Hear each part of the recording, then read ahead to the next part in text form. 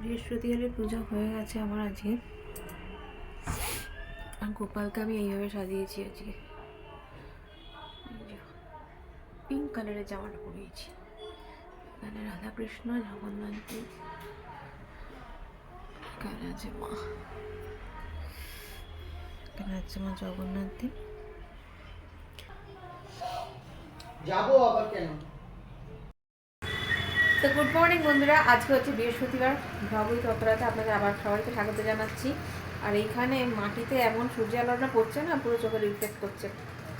তো মলির আজকে শরীরটা অনেকটাই ভালো আছে। কালকে রাত্রিবেলা আবার একটু খারাপ হয়েছিল, নেবুলাইজার নিতে হয়েছে আবার। দুদিন ধরে ওই জন্য একদম মুড অফ ছিল, ভালো লাগছিল না কিছুই, যদিও মেয়েটার শরীরটা খারাপ। হ্যাঁ, তারপরে কালকে ওর পরীক্ষাও আছে, প্র্যাকটিক্যাল পরীক্ষা। কালকে মনে হয় কেমিস্ট্রি প্র্যাকটিক্যাল আছে। আর লাস্ট হচ্ছে সোমবার আর বুধবার, ব্যাস বুধবার দিন প্র্যাকটিক্যাল শেষ। তো তারপর তো আবার ফাইনালের জন্য আবার প্রিপারেশন নিতে হবে। এখনও নিচ্ছে সেটা না। তো চলুন আজকে কী কী রান্না করি আপনাদের সাথে শেয়ার করি, আজকে দিনটা কীভাবে কাটাচ্ছি সেটা আপনাদের সাথে দেখাই। ভালো লাগলে অবশ্যই একটা লাইক করে দেবেন। চলুন, হ্যাঁ, আজকে অভি এখন আনাজ কাটতে বসেছে, কারণ শাক পাতা যাই হয় অভি কেটে দেয়। একটু যেদিনকে বাড়িতে থাকে তাহলে আমি কাটি, তো ম্যাক্সিমামটাই অভি কেটে দেয় শাক পাতা যদি হয়। আর যেমন হবে পালং শাকের ঘন্ট হবে, তাই অভি কেটে দিচ্ছে। অভিবাবু এখন কাটতে বসেছে পালং শাক, বেগুন, সমস্ত কিছু নিয়ে কেটে দেয় ও, তাই তো অভি? পুজো তো কমপ্লিট হয়ে গেছে।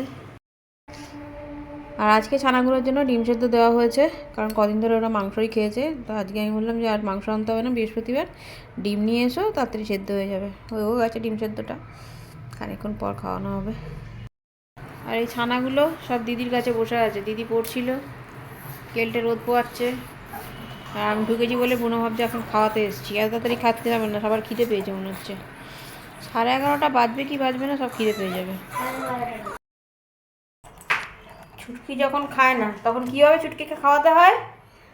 ছুটকি ডিম খাবে না, ছুটকি খালি মাংস খাবে। মাংস খাওয়ানদার এখন টেবিলে বসেছে ডিম খেতে,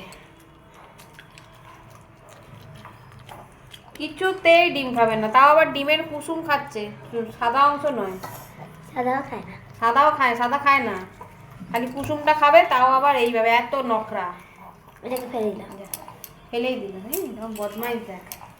ও অল্প আবার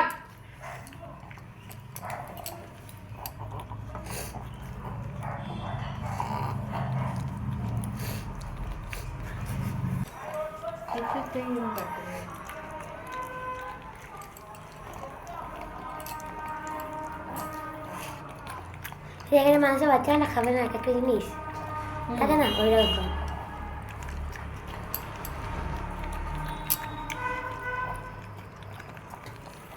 চিনি দেখছে, আমার চিনি দেখতে থাকে না, আমার চিনি দেখতে থাকে না। চিনি হয়েছে। আর মলি ম্যাডাম এখানে পড়তে বসেছে।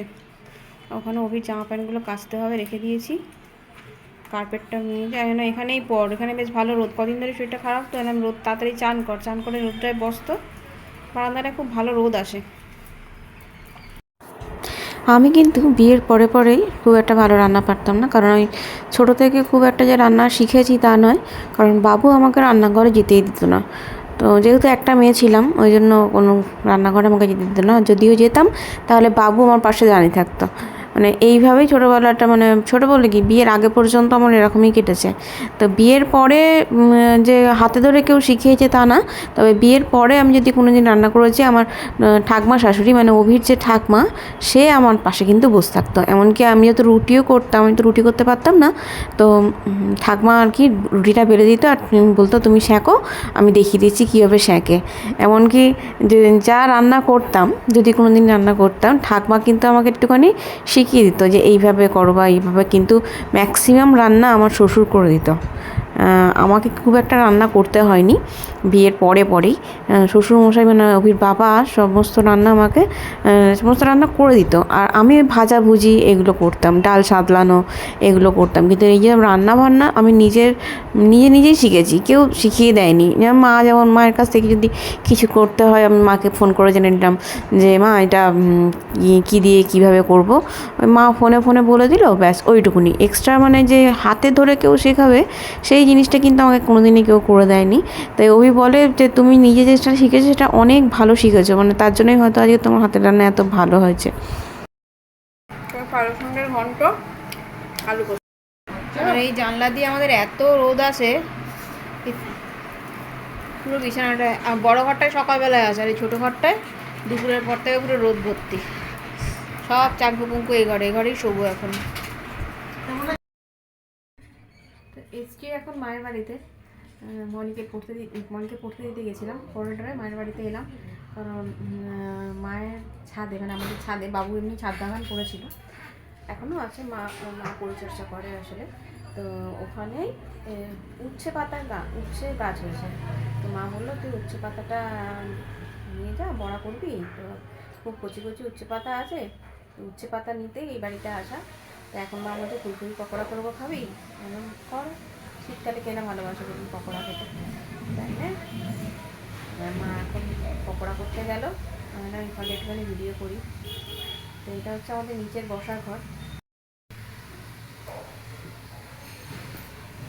এটা হচ্ছে বসার ঘর।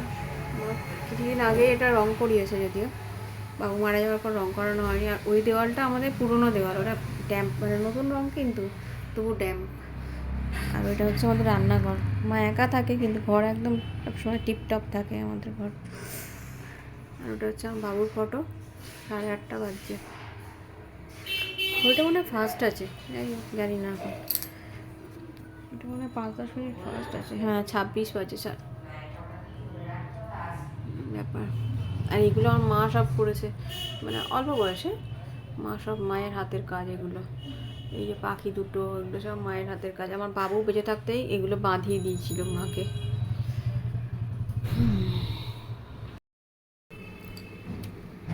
মা করেছে এটা ফুলকপির পকোড়া, সাথে নিলাম একটুখানি সস। এবার এটা পেট পুজো করবো। তো মলিকে পড়া থেকে নিয়ে চলে এসেছি অনেকক্ষণ, এসে ওদেরকে খাওয়াতে হলো, বাচ্চাগুলোকে খাইয়ে দাইয়ে এখন আমি পরোটা আর তরকারি করবো, যেতে নিরামিষ। অনেকটা লেট হয়ে গেল, 11:30 বাজছে, মাখা হয়ে গেছে ময়দা। পরোটা করবো আর এদিকে কড়া বসিয়ে দিয়েছি, তরকারিটা জাস্ট করবো। এরকমই হয়ে যাচ্ছে, মানে একটু জল থাকলেই এরকম দাগ হয়ে যাচ্ছে। তো চলুন আগে করে নিই রান্নাটা, তারপরে। ওকে খিদে পেয়ে গেছে, ওই বলছে খিদে পেয়ে গেছে, আসলে ছিলাম না তো, ফিরতে 9:30 বেজে গেছে, 9:30 পরে ফিরেছি। আগে ঠান্ডা লাগছে আর তেমনি এগুলো ব্যথা করছে। চলুন না রান্নাটা করে নিই। আলু কুমড়োর তরকারি পটল দিয়ে হয়ে গেছে, মানে পরোটা কমপ্লিট। ম্যাডাম জল ভরছে, এটা মলেরই ডিউটি থাকে জল ভরাটা। সব চাঙ্কু কুঙ্কু সব বেরিয়ে গেছে, ভাবছে কি একদম খাবে, ওর বাবাও বেরিয়ে গেছে। জল নেই, এদিকে সব নিরামিষ, মেয়ে জল ভরেছে, আর জলে জল করেছে, বাবা বেরিয়ে চলে এসছে, জল নেই। তো চলুন আজকের মতো ভাবটা আমি এখানেই শেষ করছি, কালকে আবার দেখা হবে নতুন একটা ভাবের সাথে, নতুনভাবে। তো ভালো থাকবেন, সুস্থ থাকবেন, আর ভিডিওটা যদি ভালো লেগে থাকে অবশ্যই একটা লাইক করবেন। তো এখন অভিবাবু খাচ্ছেন, দাঁড়িয়ে দাঁড়িয়ে খাচ্ছে, কারণ টিভি চলছে, মেয়েও খাবে, আমারটা আর ওরটা ধরে আছে।